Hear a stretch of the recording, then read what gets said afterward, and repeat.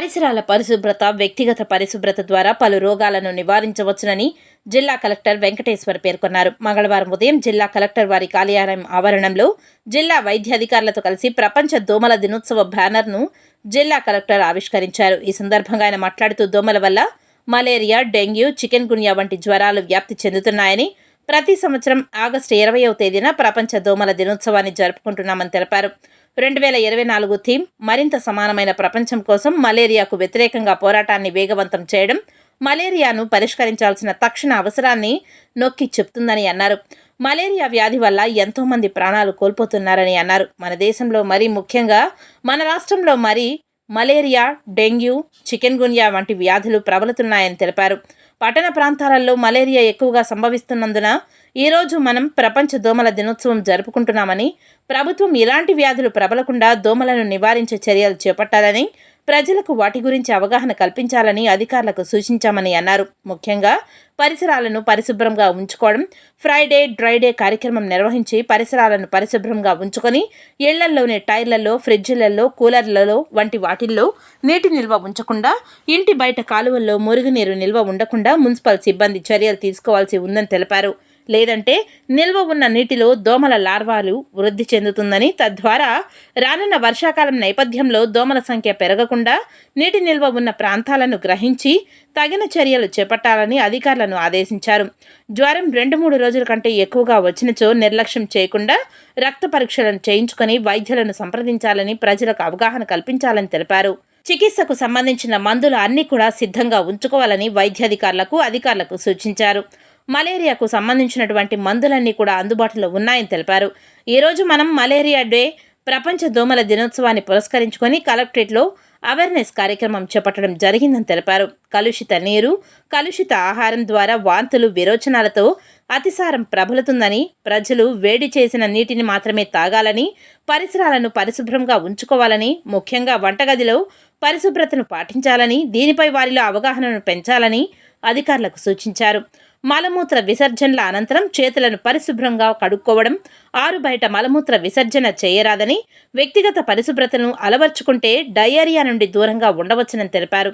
జిల్లాలోని సంక్షేమ వసతి గృహాలను, గురుకుల పాఠశాలను, ప్రైవేటు విద్యాసంస్థలు, ప్రభుత్వ విద్యాసంస్థలను తనిఖీ చేయమని అధికారులకు సూచించి ఒక దఫా తనిఖీలు చేపట్టడం జరిగిందని, విద్యార్థులకు ఎటువంటి అస్వస్థతకు గురికాకుండా శుభ్రమైన ఆహారం, మంచినీరు సౌకర్యం కల్పించేలా తగిన వసతులు కల్పించాలని అధికారులకు ఆదేశించినట్లు తెలిపారు. అనకాపల్లి నందు ఈ మధ్య జరిగిన ఘటన నేపథ్యంలో మరొకమారు అన్ని సంక్షేమ వసతి గృహాలను, గురుకుల పాఠశాలలను, బాలల సంరక్షణ కేంద్రాలను తనిఖీ చేసి అనుమతి లేని కేంద్రాలపై చట్టపరమైన చర్యలు తీసుకోవాలని అధికారులకు సూచించామని తెలిపారు.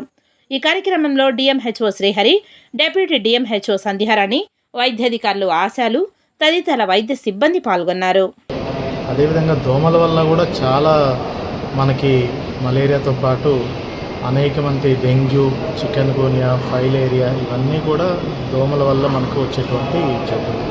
సో మన భారతదేశంలో కూడా అదేవిధంగా మలేరియా, డెంగ్యూ, చికెన్ గున్యా చాలా ఎక్కువ వ్యాప్తి ఉన్నాయి. మరీ ముఖ్యంగా మన రాష్ట్రంలో ఏదైతే షెడ్యూల్ 5 ఏరియాస్లో మలేరియా, అదేవిధంగా ఆ అర్బన్ ఏరియాల్లో డెంగ్యూ అనేది ఎక్కువగా మనకి కనిపిస్తున్నప్పటికీ ఈరోజు ప్రపంచ మలేరియా దినోత్సవం సందర్భంగా తీసుకోవాల్సినటువంటి అన్ని చర్యలు ప్రభుత్వం నుంచి అందరికీ విస్తృతంగా అవేర్నెస్ అనేది కనిపించడం జరుగుతుంది. ముఖ్యంగా ఇళ్లల్లో దోమతెరలను వాడటం, అదేవిధంగా పరిశుభ్రంగా పరిసరాలను ఉంచుకోవటం, ఫ్రైడేని డ్రైడేగా, ప్రతి ఫ్రైడే డ్రైడేగా భావించి ఇంటి పరిసరాల్లో ఉన్నటువంటి నీటి నిల్వలన్నింటినీ కూడా మనము ఎంటీ చేసుకోవటం, ముఖ్యంగా కొబ్బరి చిప్పలు, రబ్బర్ టైర్లు, ఫ్రిడ్జ్ కింద భాగంలో, అదేవిధంగా కూలర్స్, ఎయిర్ కండిషనర్స్, వీటిల్లో ఎక్కువ నీటి నిల్వలు ఉంటాయి. వాటిలో ఈ లార్వా అనేది పెరుగుతుంది.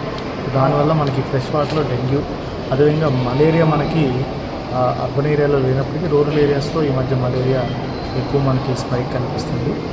సీజన్ ఇంకా కంప్లీట్గా అవ్వలేదు, మనకి కేసెస్ తగ్గాయి, కానీ ఇంకా సీజన్ ఉంది. వర్షాలు మనకి మన జిల్లాలో ముఖ్యంగా అక్టోబర్, నవంబర్, డిసెంబర్ మాసాలు ఎక్కువ పడతాయి కాబట్టి ప్రజలు అప్రమత్తంగా ఉండాలి, తగు జాగ్రత్తలు తీసుకోవాలి. ఏదైనా జ్వరం 2-3 రోజుల కంటే ఎక్కువ ఉంటే వెంటనే మన దగ్గరలో ఉన్నటువంటి మన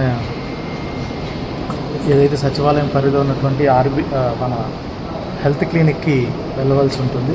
అదేవిధంగా పిహెచ్సి ఉంటే పిహెచ్సికి వెళ్ళి రక్త పరీక్షలన్నీ చేయించుకొని మలేరియాకి కానీ డెంగ్యూకి కానీ మనకి అన్ని చోట్ల ర్యాపిడ్ కిట్స్ ఉన్నాయి. అన్ని రకాలైన ట్రీట్మెంట్కి సంబంధించిన మందులన్నీ కూడా అందుబాటులో ఉన్నాయి. కాబట్టి ఎవరు నిర్లక్ష్యం చేయకుండా ఖచ్చితంగా వెంటనే మనం హెల్త్ క్లినిక్కి వెళ్ళి అన్ని పరీక్షలు చేయించుకొని తగు జాగ్రత్తలు తీసుకొని ట్రీట్మెంట్ కూడా పొందవలసి ఉంటుంది.